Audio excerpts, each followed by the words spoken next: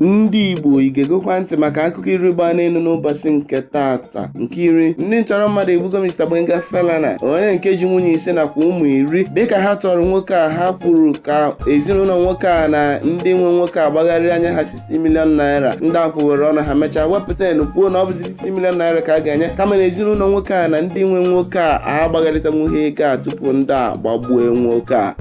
Nke itoolu, Clara Chukwuru a na-eme ejije etigo nnukwu mkpu maka anya mbụ nke ya na nne egwu egedege bụ Teresa Ọnụọra hụrụ. Clara Chukwuru aga n'ihu kwosio na anyị ekwetebeghị na Teresa Ọnụọra agbago 82 years ka dịkwa ọ dị ma na-akpakwu ike n'ihe gbasara iti egwu na ime ndị mmadụ obi ụtọ. Nke asatọ, ndị Newcastle United achọghị ịkpọrọ ọchịagha ndị Napoli aha ya bụ Victor Osimhen ma ọ bụrụ na Victor na ndị Napoli ga-ekwe ka o binyere ha aka n'akwụkwọ n'ime afọ 2022 na ọ ga-abụ ihe ga-amagbu onwe ya dịka ndị Newcastle United na-achị isi na Premier League ọ wee gbadaba na relegation. Nke asaa, Ibe Falana na Nkume Junction mgbaba anọ ụmụaka agbago mmadụ abụọ asị na-ezu oshi ọgbatumtum ọkụ n'ogbe a. Nke a bịara dịka mmadụ abụọ gbara ọkụ jiri nwandụ wee gaa napụ mmadụ ọgbatumtum ya ka ha gbapụ ọsọ, ma ndị nọ n'ogbe a kachiri anya chụba ha jide ha tie ha eti were ṅachaa mmadụ abụọ a ka ewu. Anyị wee na-egwu ka ntị ga nrefe awụrụ maka ọra ka okpu ata maka na egbupụ isi ntị esoro ya. Nke isii, Sam Ekposa na-agụ egwu ụka ayogo mpaghara nye nwunye ya nakwa ndị ihe ya na-amasị dịka nrụrụ aka nakwa ime ọ gara aga tụba nwaanyị ahụ nyere aha ya dịka American Idol. Nwoke a ga n'ihu kwosio na ọ bụ eziokwu na o mejọrọ na nke a abụghị ezi akparamagwa nyere nwoke nugoro nwaanyị ma ọ bụ onye na-eji egwu ụka wee na-ezisa ozi ọma Chineke. Ọ na-ayọ ka enwee ike gbaghara ya na ihe dị otu agaghị emekwazi ọzọ.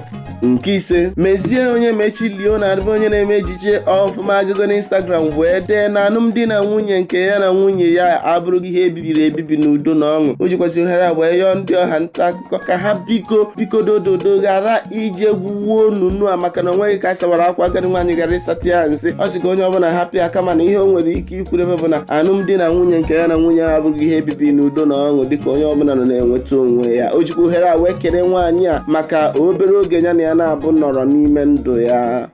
Nke anọ, n'ama ọjị ụmụ ọkwara nke dị n'Imo steeti ka nwanne gara aga gbuo nwanne ya nwoke maka na o so agụ egwu ọdịnala nke ha ji eme mmọnwụ na ya bụ obodo. Kama nwanne a gburu nwanne ya mere ka anyị mata na ihe mere o ji wee gbuo nwanne ya bụ maka na egwu a bụ egwu ọdịnala, egwu eji eti mmọnwụ na anya bụ obodo ama ọjị ụmụ ọkwara. O mere ka anyị mata na egwu abụghị egwu eji eme mmọnwụ kama na ọ bụ egwu eji eto ekwensu, na ọ bụ iwe nke a ka o jiri wee gbuo nwanne ya nwoke kama na ọ na-ayọzi na ọ bụ ekwensu tinyere ya n'ihe dị otu a.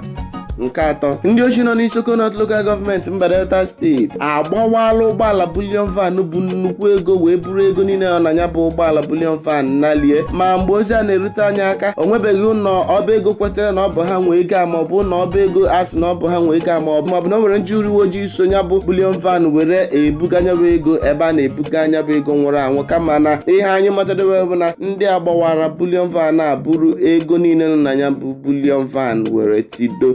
Nke abụọ, otu nwaanyị si na ọ mara Messi Aigbe ọfụma agụgụ na ọha nta akụkọ Instagram were nye ndị mmadụ ndụmọdụ kwuo sio na ọ bụ ụmụ nwoke nugoro nwaanyị ma ọ bụ ịkwasa ezinụlọ ndị mmadụ na ihe dị otu a na-atọ Messi Aigbe ụdala. O ji onwe ya wee maa atụ na Messi Aigbe na di ya na-enwe mmekọrịta ihe nwoke na nwaanyị mgbe gara aga. Kedoro Messi Aigbe anya na nye onwe ya maara ihe dị otu a ha na-akpa. O ji ohere wee yọọ ndị ọbụla nugoro di ma ọ bụ nugoro nwaanyị ka ha were ihe gbasara ezinụlọ ha ma alụmdi na nwunye ha wee sọrọ Messi Aigbe na itisa ezinụlọ ndị mmadụ na-atọ nwata ka ihe ọtọ belebele.